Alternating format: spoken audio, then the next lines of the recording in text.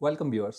आज हम बात करेंगे एक कॉमन क्वेश्चन के बारे में। जो हमारे पेशेंट हैं हेपेटाइटिस बी वायरस के, जो फॉलोअप में रहते हैं, तो उनका एक कॉमन क्वेश्चन रहता है कि हमारा जो ट्रीटमेंट है वो कब बंद होगा। तो इसके बारे में जानने के लिए हमें ये जानना पड़ेगा कि जो हेपेटाइटिस बी वायरस है वो दो तरीके का इन्फेक्शन कॉज करता है। एक होता है एक्यूट इन्फेक्शन।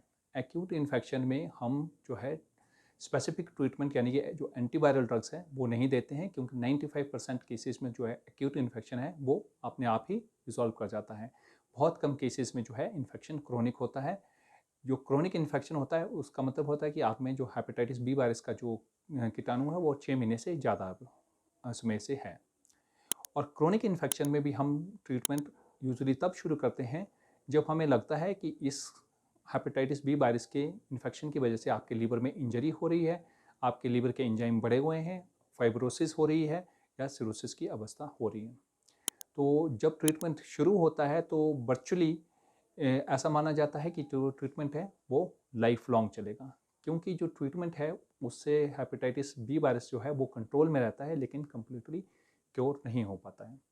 लेकिन अगर फिर भी आप जानना चाहते हैं तो आप सिंपल जो ब्लड टेस्ट हैं उनसे पता कर सकते हैं कि आपका ट्रीटमेंट कब स्टॉप होगा। जैसे कि इसके लिए आपको 3 ब्लड टेस्ट की आवश्यकता पड़ेगी। एक, आपका हेपेटाइटिस बी वायरस का डीएनए लेवल। दूसरा, hepatitis B surface antigen by ELISA method. और तीसरा test, antibody to hepatitis B surface antigen level.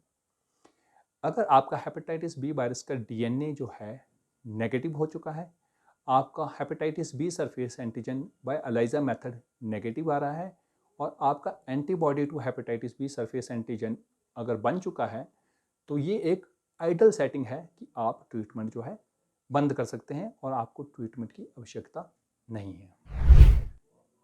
इसके अलावा अगर आपका हेपेटाइटिस बी सरफेस एंटीजन जो है वो नेगेटिव हो चुका है, हेपेटाइटिस बी वायरस का डीएनए जो है वो नेगेटिव हो चुका है, अगर आपके antibody to hepatitis B surface antigen नहीं बने हैं, तो इस सिचुएशन में भी हम ट्रीटमेंट जो है स्टॉप कर सकते हैं, लेकिन आपको फॉलोअप में रहना पड़ेगा, क्योंकि इसमें रिलैप्स के या रिकरेंस के चांसेस रहेंगे। इस तरीके के क्योर को आज की डेट में हम फंक्शनल क्योर कहते हैं।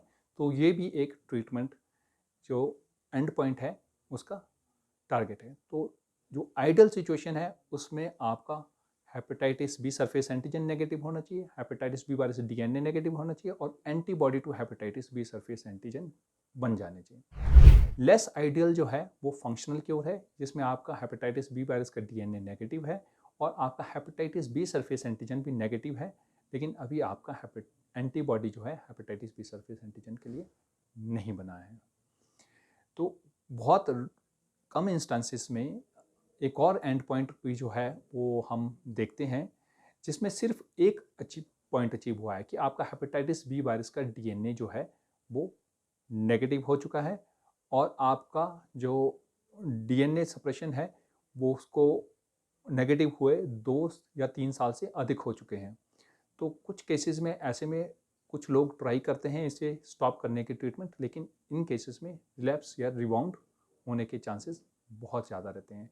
बट इसमें एक और कंडीशन भी आपको चाहिए होती है कि आपका जो हेपेटाइटिस बी एंटीजन नेगेटिव हो और antibody to hepatitis B antigen बन गया हो। आप इन सिंपल ब्लड टेस्ट से पता लगा सकते हैं कि क्या आप स्टॉप कर सकते हैं ट्रीटमेंट या नहीं। तो ज़्यादातर केसेस में क्रोनिक इन्फेक्शन में अगर मैं बात करूं, तो जो ये एंड पॉइंट है, जो आइडल एंड पॉइंट मैंने आपको बताया है, वो बहुत कम केसेस में ही जो आज का अवेलेबल ट्रीटमेंट है उससे अचीव होता है। सिर्फ 5 to 10% केसेस में ही ये अचीव होता है।